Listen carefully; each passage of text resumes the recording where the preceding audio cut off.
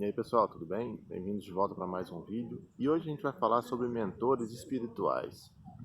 Existem hoje aí duas gamas de mentores, né? Tem os mentores especiais, que a gente não vai abordar muito aqui, mas tem os mentores comuns, que é o que todo mundo tem, né? Não reparem o áudio de fundo aí que está tendo show ali no hotel. O que acontece? A maioria de nós, vou dar um exemplo bem claro aqui, quando a gente tem um familiar e ele está precisando de uma ajuda, você não socorre ele, você não dá uma ajuda, a mesma coisa ocorre com mentores.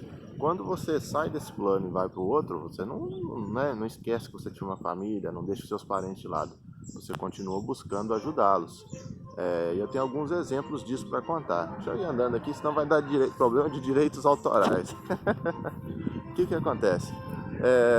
Vou dar um exemplo. Quando a minha avó, mãe da minha mãe, faleceu um pouco antes de eu nascer, né? Deve ter coisa de um ano ou menos antes de eu nascer.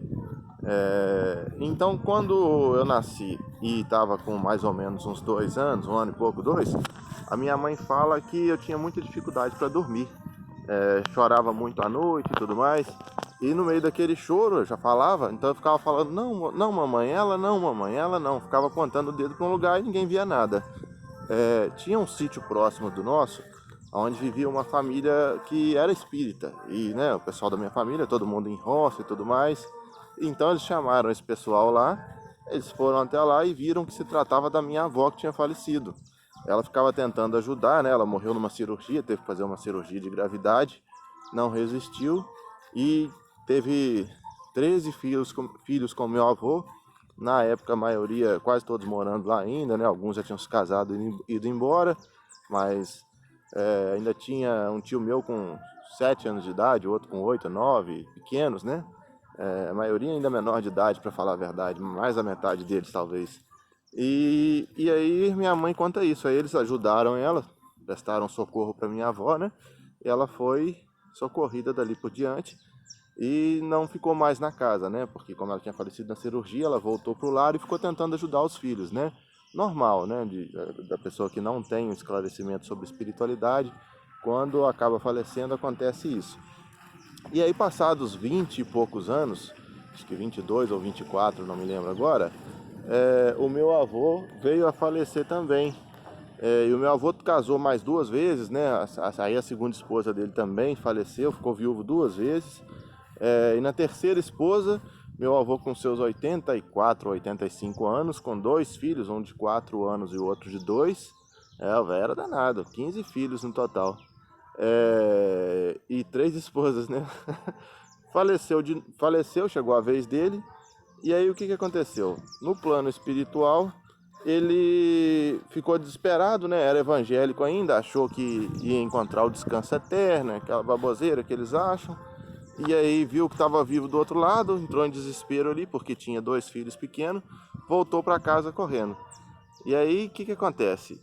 A situação dele não estava boa, não tinha conhecimento nenhum e tudo mais, mas ele viu que, ele contou isso depois eu vou chegar lá, mas ele só aceitou o socorro no astral porque ele viu que os filhos menores, que era a maior preocupação dele, tinham sido amparados pelos mais velhos, né, do primeiro casamento, e aí ele começou a perceber que ele não precisava se preocupar, que eles iam ficar bem.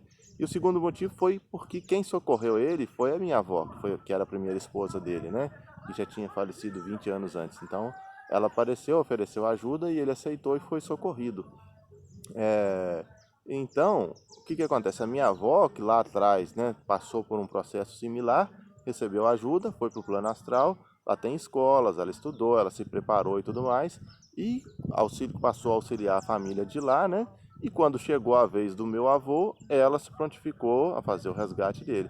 Claro que acontece a mesma situação que eu já mencionei, né? Para quem não conhece ainda assistiu o filme Nosso Lar, o André Luiz, que é o personagem principal quando ele morre, e ele ficou 7 anos no umbral. Por aquele estágio, né, de não saber nada sobre vida após a morte, não ter conhecimento nenhum sobre espiritualidade. Quando ele é resgatado pelos socorristas do umbral, né?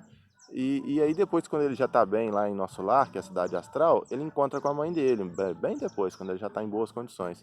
E aí ele vira e fala, ué, mas a senhora, por que a senhora não apareceu antes para me dar uma ajuda? porque a mãe dele já estava num plano além daquele, ela já era um espírito muito mais evoluído. E ela fala com ele: eu sempre estive do seu lado, mas você não conseguia me ver, porque o nosso estado vibracional era diferente, você estava muito na ignorância, muito nas trevas, e eu já estava mais elevado. Então, você, por sintonia, né, no universo as coisas se atraem por afinidade, não conseguia me perceber. Então, por isso que ele não aceitou ajuda. Então, o que acontece? Depois, quando a gente desencarna aqui, a gente vai para o plano espiritual, aprende tudo mais, estuda e daí por diante a gente começa a ajudar os nossos entes que estão aqui. É lógico que existem outros tipos de mentores, né? Aqueles que são próprios para dar um auxílio para a gente mesmo, mas um familiar também sempre vira um mentor. Porque ninguém que a gente ama quando está aqui em vida, né? A gente vai querer ver mal do outro lado. A gente busca oferecer ajuda, oferecer socorro para essas pessoas. Então, de uma forma ou outra, nós mesmos somos os nossos mentores, né? A gente sempre dá aquela ajuda. É lógico que tem os espíritos mais elevados, existem mentores especiais, por exemplo, Chico Xavier, tinha Emmanuel, né? E a gente vê hoje em dia, por exemplo, a Mônica de Medeiros com Chelian, Doutor Espanhol e muitos outros guias, né? Assim como outros médiums também por aí, Doutor Fritz, né? Mas esses são mentores especiais e são médiums que vieram com missão. Eles têm uma missão de fazer um trabalho, então eles têm guias especiais. Mas, em geral, a maioria de nós, né, não. E o meu avô deu esse relato dele, foi quando o meu padrasto desencarnou, né? E ele estava sofrendo no umbral não, ele estava na colônia espiritual e tudo mais, só que a gente não tinha notícias dele.